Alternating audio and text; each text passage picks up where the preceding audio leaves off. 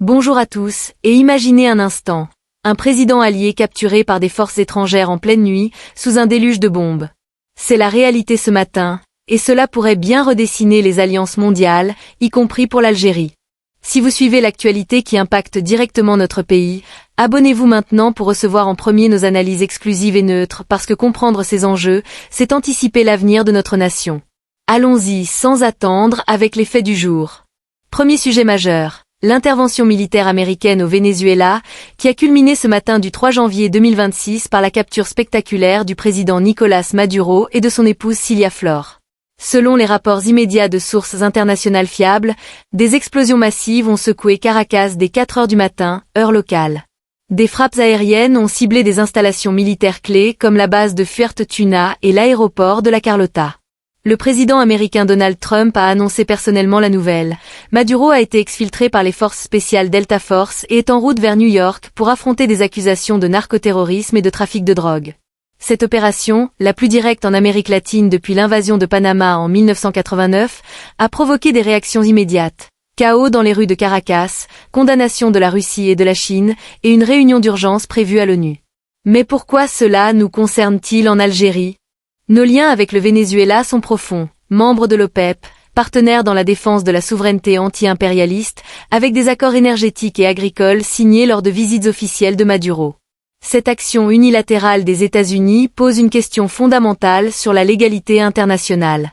Sans mandat de l'ONU ni approbation du Congrès américain, elle frôle l'illégalité, rappelant des ingérences passées comme en Irak ou en Libye.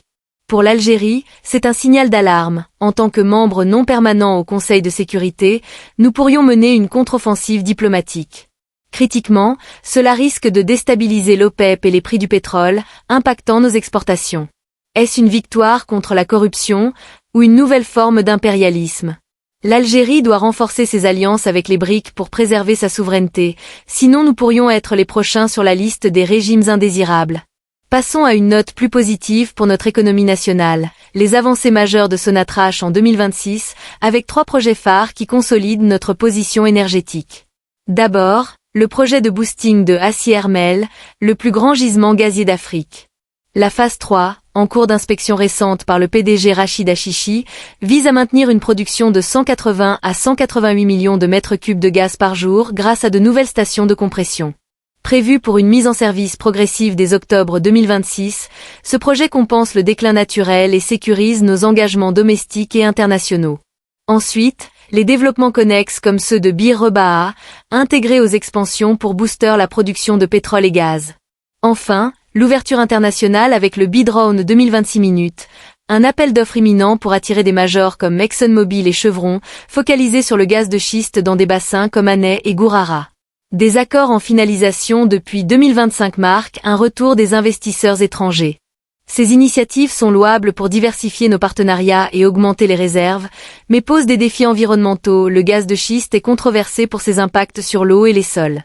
Économiquement, c'est un atout pour financer la transition verte, mais critiquons, dépendons-nous trop des hydrocarbures ?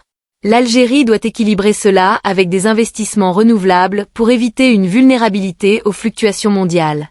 Une opportunité, oui, mais avec vigilance sur la souveraineté énergétique. En résumé, un jour marqué par des tensions géopolitiques et des progrès économiques. Qu'en pensez-vous ? Partagez en commentaire pour enrichir le débat.